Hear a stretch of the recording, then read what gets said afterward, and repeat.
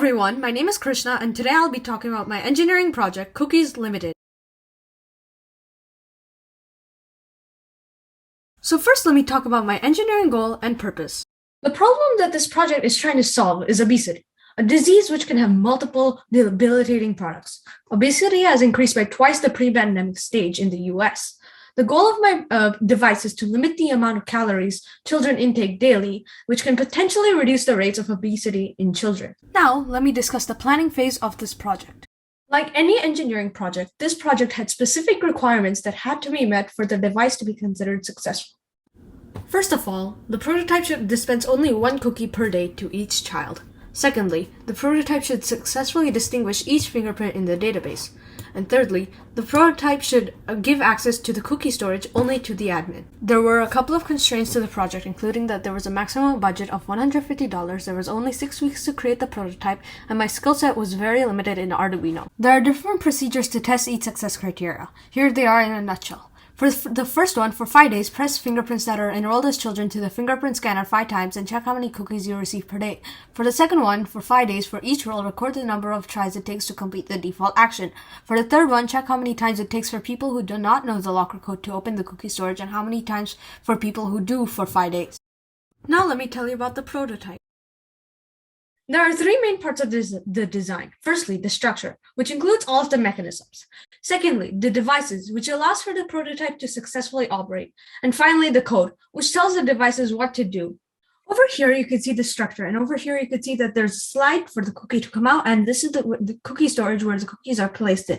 There's a lever over here that pushes the cookies out when a motor on the short side of the lever pulls the lever down. Here you can see the pinout of all the devices. The highlighted devices serve as the input and output of the prototype. The wires are highlighted here. And over here we can see the power supply, which powers the entire prototype, and the motor shield, which protects the Arduino from being short-circuited by the motor, highlighted over here. Now for the code. The prototype first enrolls the admin. Later on, if it detects the admin's fingerprint, it will enroll a child.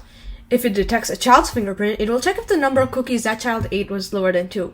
If it is, the Arduino will tell the motor to rotate to dispense the cookie, and 1 will be added to the number of cookies eaten by the child.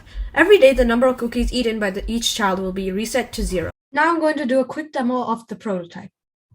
So over here, I'm just doing a quick demo, and I've enrolled my finger as a child, and I'm waiting to withdraw a cookie. And here is my cookie. It's just one I made for testing purposes.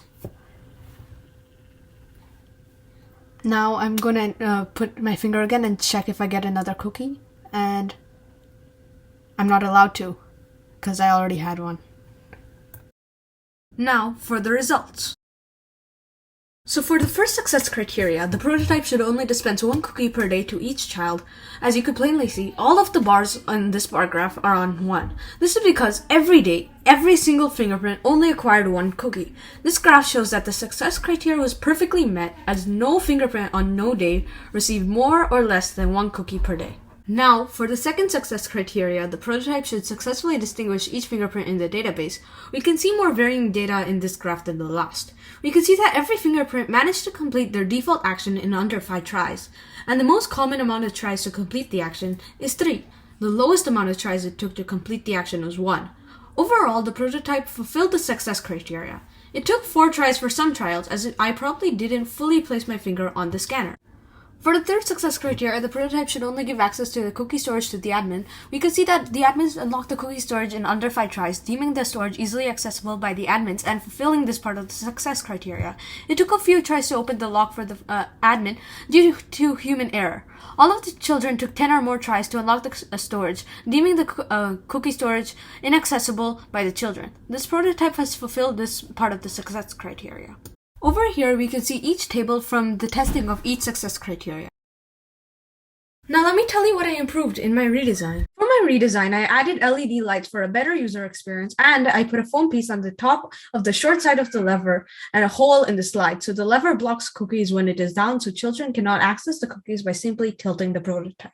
In conclusion, the prototype has a lot of scope for reducing obesity. In the end, it had passed all the success criteria and overcame the design constraints. I would like to thank my teachers and my parents for helping me in this project. Thank you.